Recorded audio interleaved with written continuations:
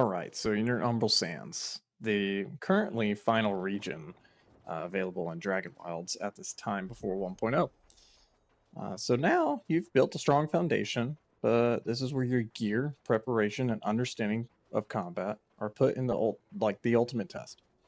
Every upgrade from this point forward is designed to prepare you for one of the toughest challenges in the game, in my personal opinion, the fight caves in Fuzan.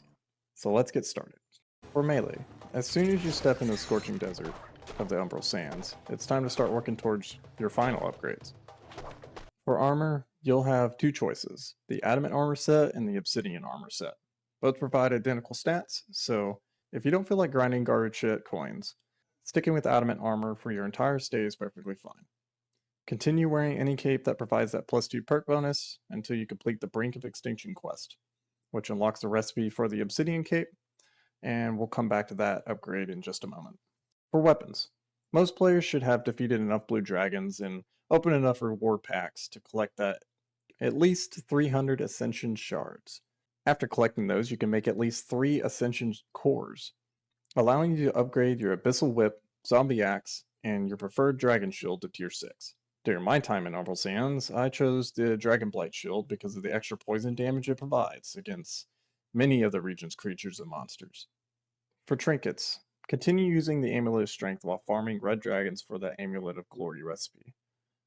This is one of the most important upgrades you'll obtain before entering the fight caves, and we'll talk about it here in a moment. For consumables, continue carrying lesser attack potions and plenty of whetstones for that extra damage. Continue swapping between air and fire weapon enchants, depending on the enemies you are fighting to maximize your damage output. For food, upgrade to Umbral Kebabs with the Frosted and Soul Food perks. These become your best all-around food, helping you travel through the Umbral Sands much more efficiently before you place all your lodestones. For drinks, you should also begin gathering cactus as the material needed to craft the new cooling infusions. These versions keep the same exact combat bonuses as the original infusions, while also providing scorch resistance, making the exploration through the desert much more comfortable. Finally, upgrading your gathering tools to the full Adamant set as soon as possible.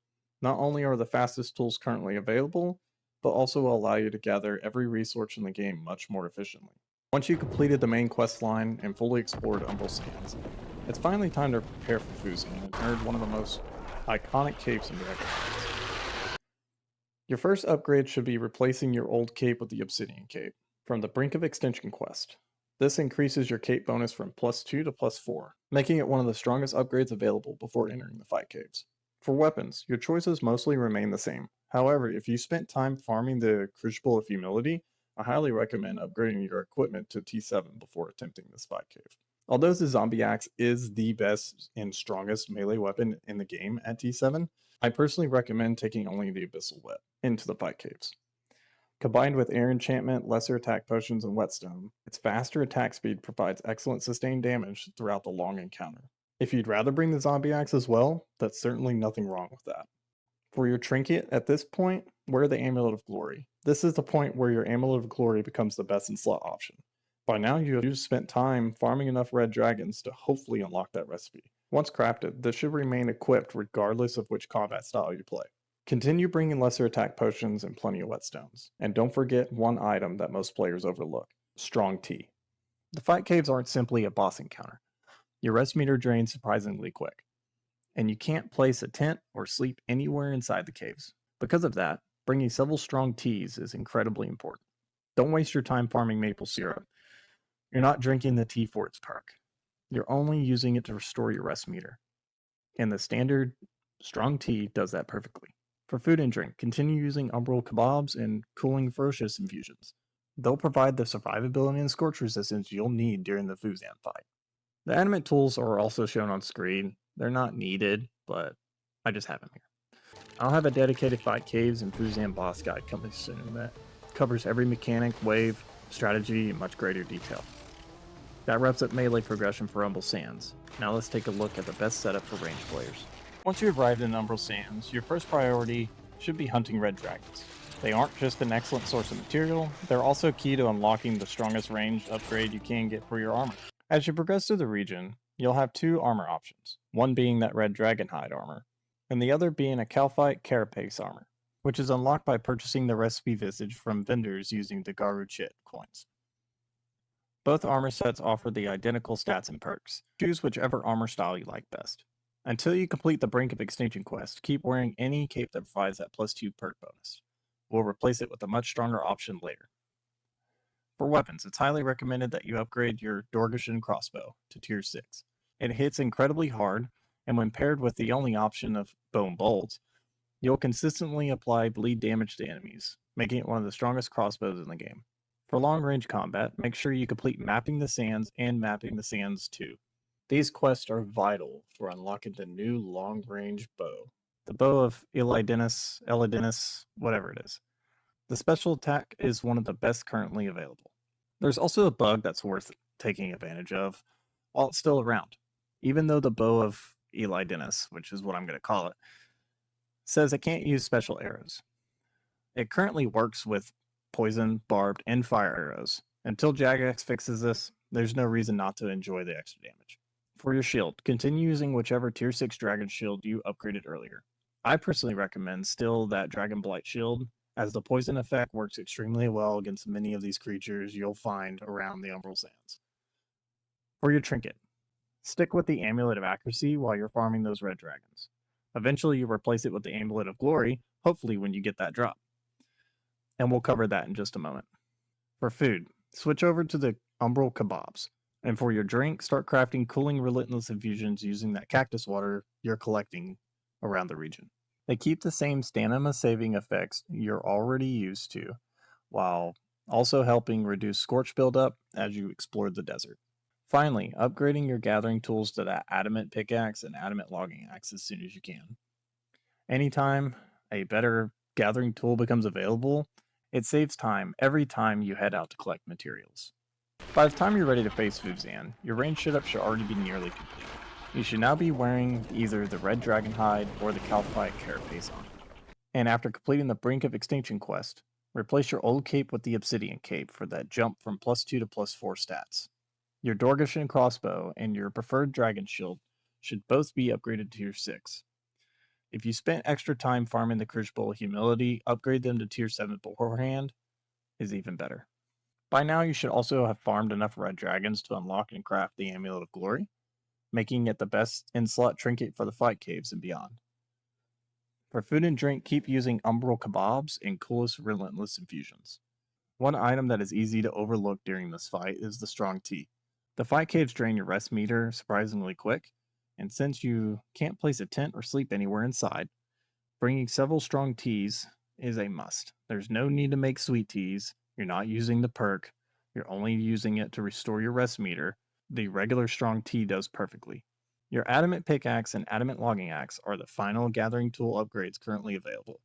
Although you won't need them for the fight, you'll need them beyond. I'll be releasing a dedicated fight caves and Fuzan boss guide that breaks down every wave, mechanic, and positioning strategy in a much greater detail. This wraps up range progression for Umbral Sands. Now let's move on to the best setups for Magic users. With the most recent update, Magic players are going to take a small step back in weapon progression, while making a significant leap forward in armor upgrades. Your Necromancy Staff remains the strongest option, so your focus throughout the Umbral Sands is improving your equipment around you. While exploring the Umbral Sands, you'll have 2 armor sets available, Infinity Robes and Lunar Guru.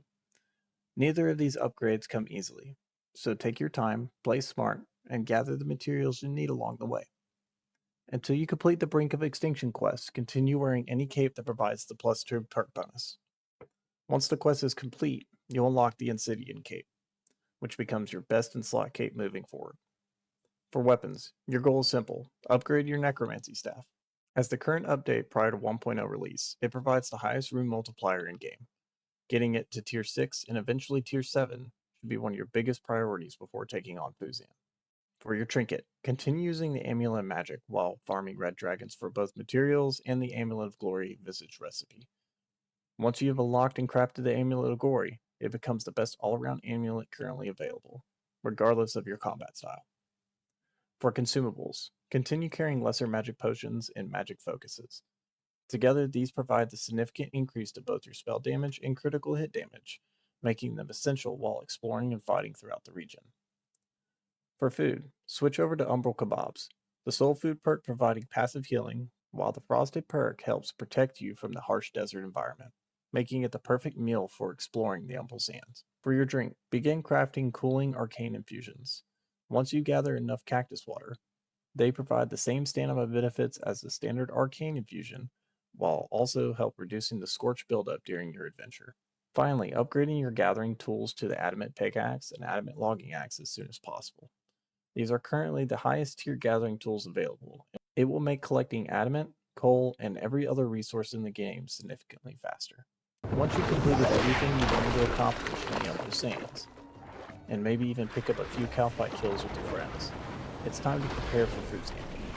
Before entering the caves, after completing the Brink of Extinction quest, make sure you've crafted and equipped the Obsidian Cape, increasing your cape bonus from +2 to +4. For weapons, I highly recommend upgrading your Necromancy Staff to Tier 7 if you've spent time farming the Nightmare Crucibles and managed to earn a Tier 7 Ascension Core. Upgrading your staff to Tier 7 gives you the strongest magic weapon currently available.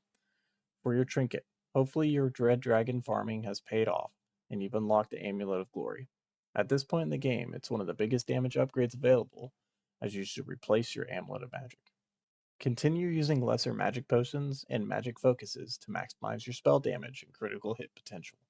For food and drink, stick with Umbral Kebabs and cooling arcane infusions, as they'll provide everything you'll need to survive both the fight caves and the battle against Fuzan. And finally, don't forget the most important consumable in the entire encounter, strong tea. The fight caves rapidly drain your rest meter, and because you can't place a tent or sleep once you've entered, bringing several strong teas is essential. Skip the sweet tea, you're only restoring your rest meter, so the standard strong tea gets the job done without requiring that maple syrup. That wraps up the best complete best in slot progression guide for Umbral Sands. Whether you're playing melee, range, or magic, you should now have everything you need to confidently fight in the fight caves and earn your lava cave. With the Scorned Wilderness update on the horizon, it's hard to say exactly how gear progression will evolve from here. New weapons, armor, bosses, and progression paths could change what we consider best in slot, and that part is what makes this game exciting. In the meantime, I'll be releasing a dedicated fight caves, Fuzan guide, and other boss guides for every combat style, along with update progression guides as Dragonwilds continues to grow. If you're looking for other Dragonwilds players to adventure with, theory craft builds, or ask questions, feel free to join the Thernax Enclave. It's our Discord community and we would love to have you. If this guide helped you out, consider leaving a like and subscribe so you don't miss out on any future Dragonwilds content. This is Thernax, and I'll see you on the next adventure.